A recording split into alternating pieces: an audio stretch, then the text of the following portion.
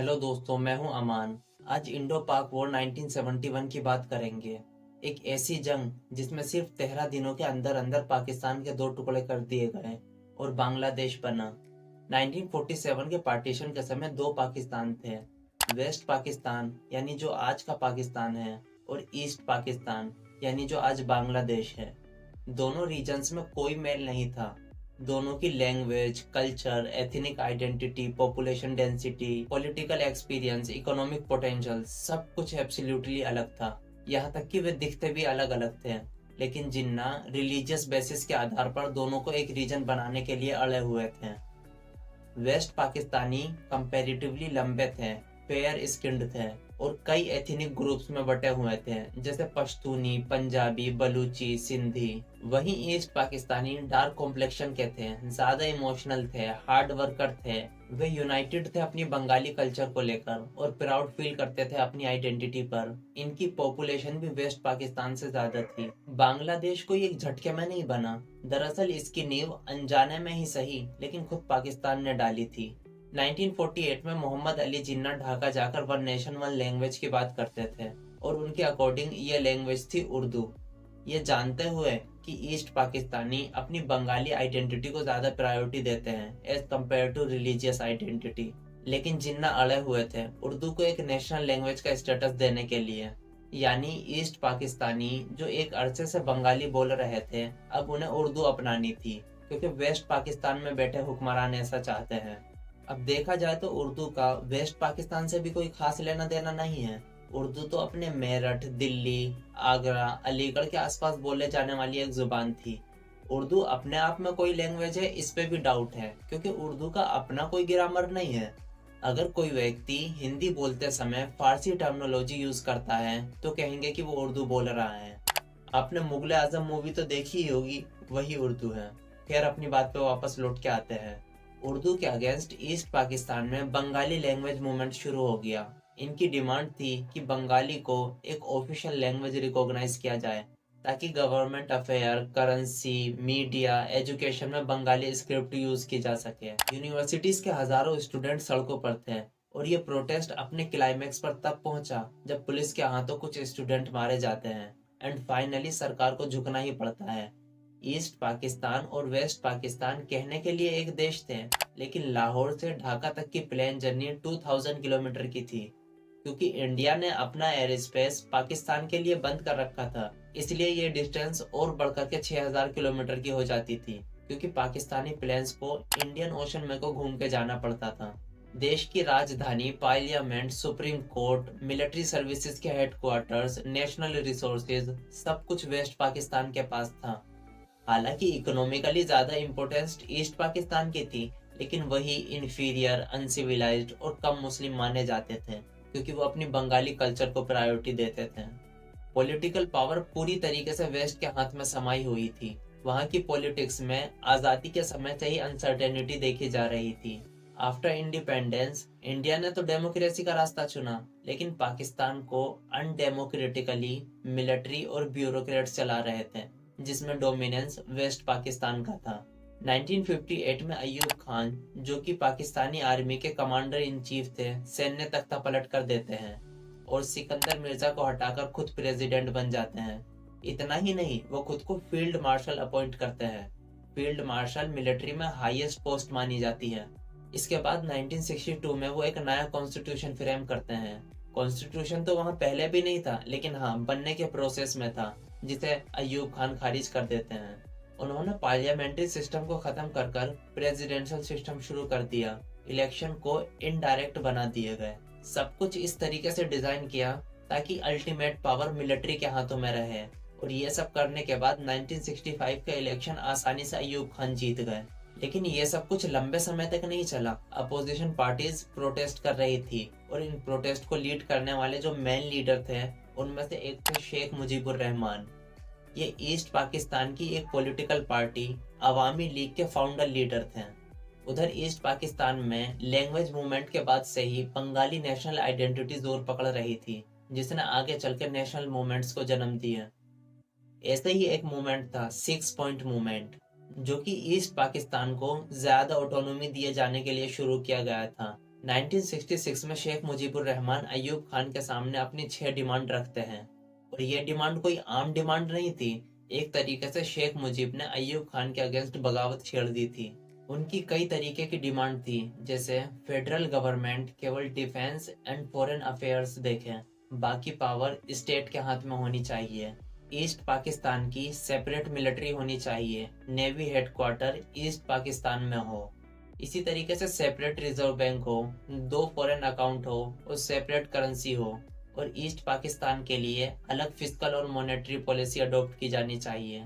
Obviously इन approvals को reject कर दिया गया और शेख मुजीब को as a separate leader label किया गया।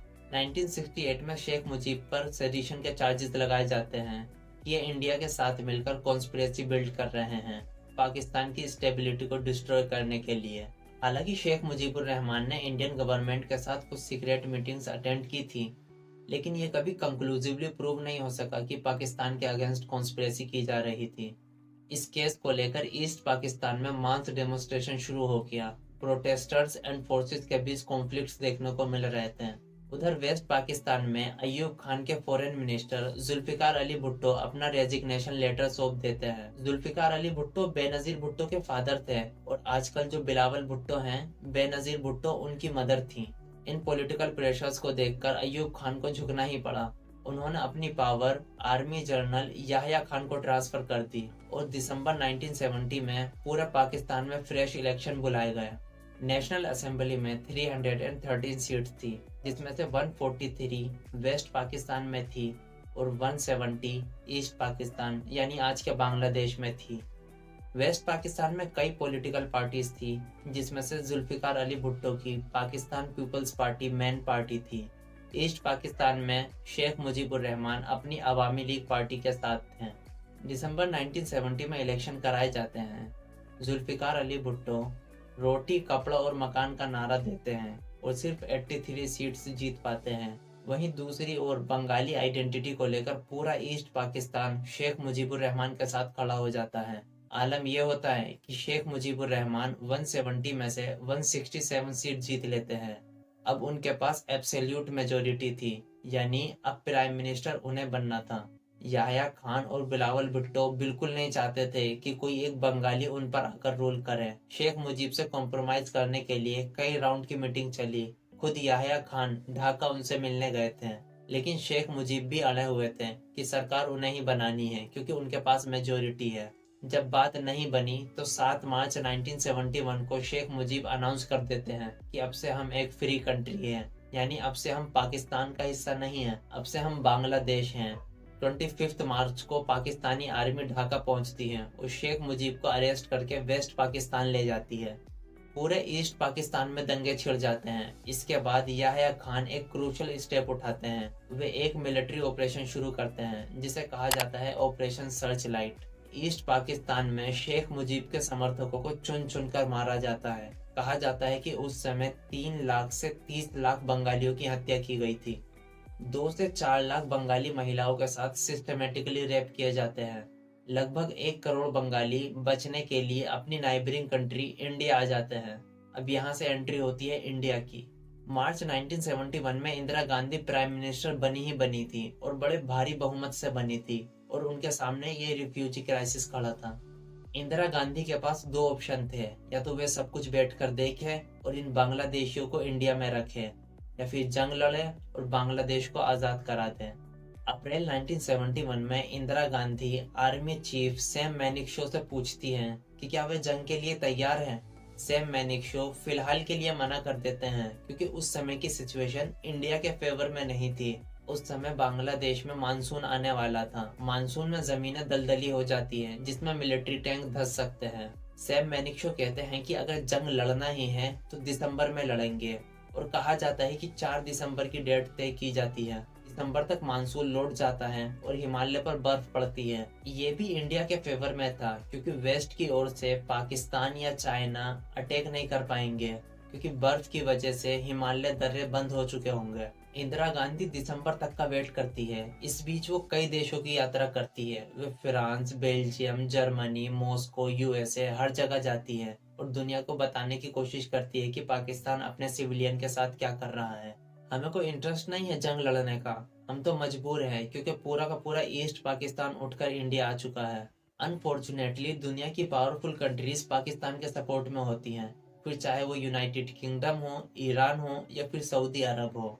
चाइना और यूएसए तो ओपनली पाकिस्तान को सपोर्ट करते हैं। अमेरिकन प्रेसिडेंट रिचर्ड निक्सन की अय्यूब खान के साथ क्लोज फ्रेंडशिप थी और वे इंदिरा गांधी को हिकारत भरे नजरिए से देखते थे।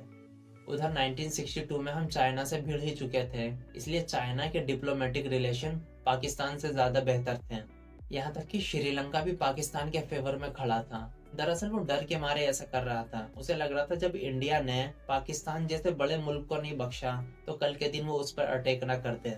इंडिया ने अपना एयर स्पेस पाकिस्तान के लिए बंद कर रखा था और जंग के दौरान पाकिस्तानी एयरक्राफ्ट इंडियन ओशन में को घूम करके आ रहे थे, जिनकी रिफ्यूलिंग श्रीलंका के एयरपोर्ट पे की जा रही थी। इन सब के जवाब में इंदिरा गांधी ने सोवियत यूनियन से 20 इयर्स की फ्रेंडशिप ट्रीटी साइन कर ली कि अगर पाकिस्तान की ओर से चाइना या यूएसए जंग में इंटरवीन करता है तो यूएसएसआर हमारी ओर से काउंटर अटैक करेगा। आपने ये बात अक्सर सुनी होगी कि जब सभी देश इंडिया के अगेंस्ट थे तब यूएसएसआर भारत के साथ खड़ा था, और ये बात काफी हद तक सही भी है। लेकिन इंटरनेशनल रिलेशन में कोई किसी की मदद तब तक नहीं करता जब तक कि उसका पर्सनल बेनिफिट ना हो।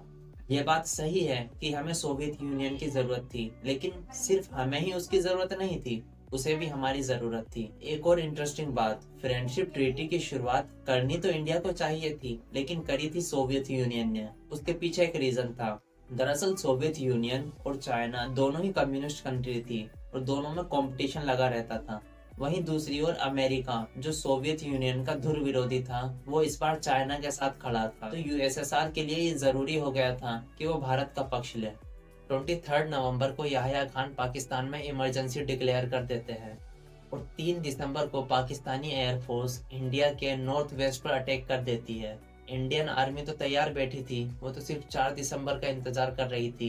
इंदिरा गांधी नाइट में ही पाकिस्तान के अगेंस्ट वॉर डिक्लेयर कर देती है। इंदिरा गांधी आर्मी को फ्री हैंड देती है। उनकी सिर्फ एक ही शर्त होती है कि ये युद्ध जल्द से जल्द समाप्त हो, और होता भी ऐसा ही है।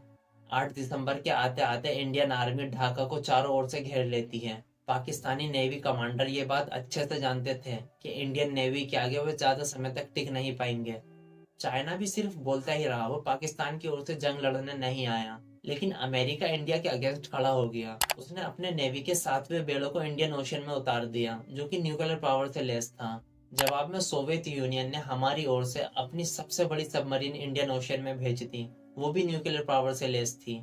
अब यूएसए उस समय वियतनाम युद्ध में पहले ही चोट खा चुका था। वो इस मूड में था नहीं कि एक और युद्ध लड़ सके, वो भी तब जब उसके अगेंस्ट यूएसएसआर खड़ा हो। सोवियत यूनियन के सबमरीन ने अमेरिकन बेड़े को इंडियन ओशन से खदेड़ दिया। और फिर आई 16 दिसंबर की तारीख, यानी युद्ध से 13वें दिन। पाकिस्तान के जनरल नियाजी इंडियन आर्मी को अपनी राइफल सौंप देते हैं। लगभग 93,000 पाकिस्तानी ढाका में सरेंडर कर देते हैं। उधर वेस्ट पाकिस्तान में इंडियन आर्मी पाकिस्तान की 15,000 स्क्वायर किलोमीटर जमीन कैप्चर कर लेती है। युद्ध जीतने के बाद पाकिस्तान के साथ शिमला एग्रीमेंट किया जाता है, जिसमें कई बातें थी, जैसे इंडिया उनके 93,000 सोल्जर्स और जमीन को छोड़ देगा। बदले में पाकिस्तान बांग्लादेश को इंडिपेंडेंट कंट्री के रूप में मान्यता देगा। कश्मीर डिस्प्यूट केवल बायलैटरल नेगोशिएशन से ही सेटल किया जाएगा। उस समय इंदिरा गांधी कश्मीर डिस्प्यूट को हमेशा के लिए समाप्त कर देना चाहती थी। वे एलओसी यानी आजाद कश्मीर और गुलाम कश्मीर के बीच खिंची हुई बाउंड्री को इंटरनेशनल बाउंड्री बनाना चाहती थी। लेकिन जुल्फिकार अली भुट्टो ने शिमला समझौते में इस मुद्दे को बड़ी सफाई के साथ आने वाले समय के लिए टाल दिया। इंदिरा गांधी ने पाकिस्तान को इस उम्मीद में बख्शा था कि आने वाले समय में वो सुधर जाएगा, लेकिन वो आज भी वैसा ही है जैसे उस समय था। और इसी जंग के समाप्त होने के बाद बांग्लादेश एक इंडिपेंडेंट कंट्री बना। 1 करोड़ बांग्लादेशी जो भागकर इंडिया आ चुके थे, उनमें से लगभग 90 लाख अपने देश वापस लौट गए, जबकि 10 लाख अभी भी इंडिया में हैं। जो हाल फिलहाल में आपने सीएए का मुद्दा देखा है, वो इन्हीं 10 लाख बांग्लादेशियों को उनके देश वापस भेजने से रिलेटेड था। फिलहाल इस वीडियो में इतना ही। अगर आपको वीडियो पसंद आई हो तो इसे लाइक कर दीजिए और चैनल को सब्सक्राइब भी कर लीजिए।